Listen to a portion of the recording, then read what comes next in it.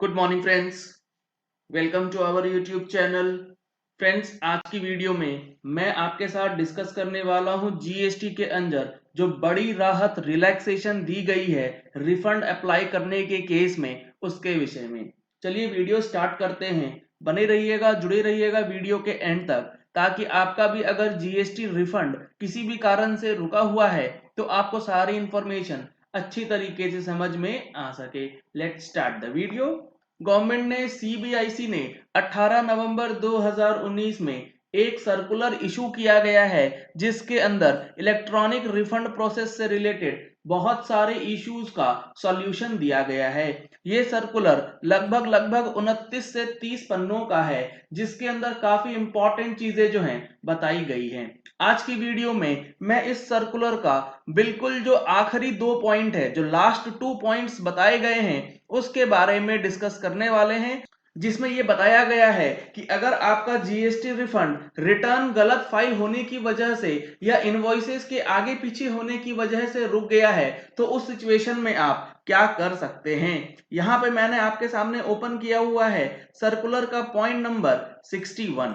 ये बात करता है बेसिकली उस सिचुएशन की जहां पर आपने किसी एक पर्टिकुलर टैक्स पीरियड का इनवॉइस अगले टैक्स पीरियड में लिया है, उस सिचुएशन में क्या होगा। यहां बताया गया presently ITC is reflected in the electronic credit ledger on the basis of the amount of ITC availed on self-declaration basis in form GSTR 3B for a particular tax period। अभी क्या होता है, इलेक्ट्रॉनिक क्रेडिट लेजर में जिस महीने आप अपनी 3B में इनपुट टैक्स क्रेडिट के कॉलम में फिगर्स डालते हैं, उसी महीने वो क्रेडिट लेजर में रिफ्लेक्ट होता है।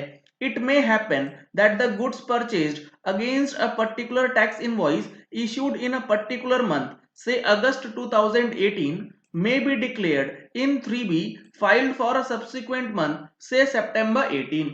कहने का मतलब यह है कि सपोज आपने कोई इनपुट सर्विस या कैपिटल गुड्स परचेज किया है जिसका इनपुट टैक्स क्रेडिट आपको क्लेम करना है, और फिर सब्सिक्वेंटली आप उस क्रेडिट का रिफंड लेंगे, या तो आप उस चीज का रिफंड क्लेम करेंगे क्योंकि आपने जो फाइनल प्रोडक्ट है उसको एक्सपोर्ट किया है, या फिर आपका इन्वर्टेड ड्यूटी स्ट्रक्चर वाला केस बनता है। इस सिचुएशन में यह बताया जा रहा है कि अगर आपका कोई एक पर्टिकुलर टैक्स इनवॉइस जो कि अगस्त 2018 से रिलेटेड है, लेकिन आपने उसको डिक्लेयर किया है सितंबर 18 की रिटर्न में, तब क्या होगा। This is inevitable in cases where the supplier raises an invoice, say in August 18, and the goods reaches the recipient premises in September 18। ये बेसिकली होता क्या है कि सपोज 31 अगस्त 2018 के डेट का इनवॉइस है, वो इनवॉइस डिस्पैच किया गया गुड्स के साथ सप्लायर्स प्रीमाइसेस से, लेकिन आपको गुड्स एक्चुअली रिसीव हुआ सितंबर 2018 में, तो आप अपना input tax credit as per section 16 तभी रिसीव कर सकते हैं, तभी क्लेम कर सकते हैं जब आपने एक्चुअली जो है गुड्स रिसीव कर लिया हो। तो यहां पे कंफ्यूजन ये आ रहा था कि अगस्त 18 का इनवॉइस है, क्रेडिट हमने सितंबर 18 में क्लेम किया है, तो रिफंड का क्या होगा। Since GST law mandates that ITC can be availed only after the goods have been received, ITC तभी मिलेगा एज पर जीएसटी लॉ जब आपका गुड्स जो है एक्चुअली रिसीव हो चुका है।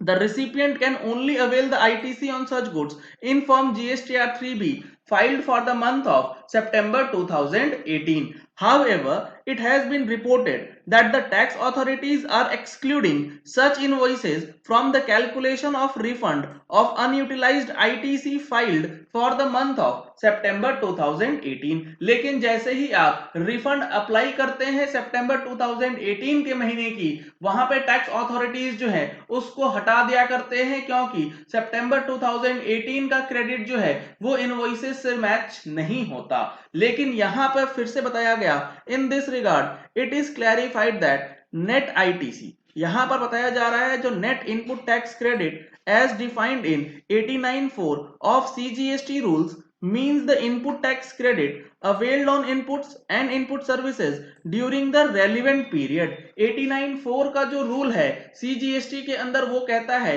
नेट आईटीसी का मतलब होगा वो amount of input tax credit on input goods and input services जो कि रेलिवेंट पीरियड में क्लेम किया गया है। और रेलिवेंट पीरियड का मतलब होता है means the period for which the refund claim has been filed. और रिफंड क्लेम करने के लिए जो रेलिवेंट पीरियड है, जिस पीरियड का आप रिफंड क्लेम कर रहे हैं, वही आपका रेलिवेंट पीरियड रहेगा।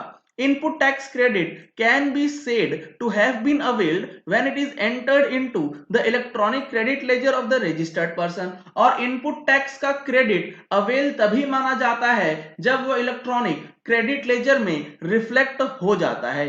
अंडर द करंट डिस्पेंशन, इस सिचुएशन में this happen when the said taxable person file his or her monthly return in GSTR 3B। और जब आप अपनी 3B फाइल कर रहे हैं सितंबर 18 की, अगस्त 18 की इनवॉइसेस को डालते हुए, तो उस इनवॉइस का क्रेडिट आप अवेल कर रहे हैं सितंबर महीने की रिटर्न में। Further, Section 16 subsection 4 of the CGST Act stipulates that ITC may be claimed on or before the due date of filing of return for the month of September following the financial year to which the invoice pertains or the date of annual return whichever is earlier। और यहां तक भी बताया गया कि section 16 subsection 4 ये right देता है एक टैक्स पेयर को कि वो एक फाइनेंशियल ईयर से रिलेटेड किसी भी इनवॉइस का क्रेडिट अगले फाइनेंशियल ईयर के सितंबर महीने की जो रिटर्न है उस डेट तक, या फिर एनुअल रिटर्न की एक्चुअल फाइलिंग डेट, इस दोनों डेट से पहले कभी भी ले सकता है।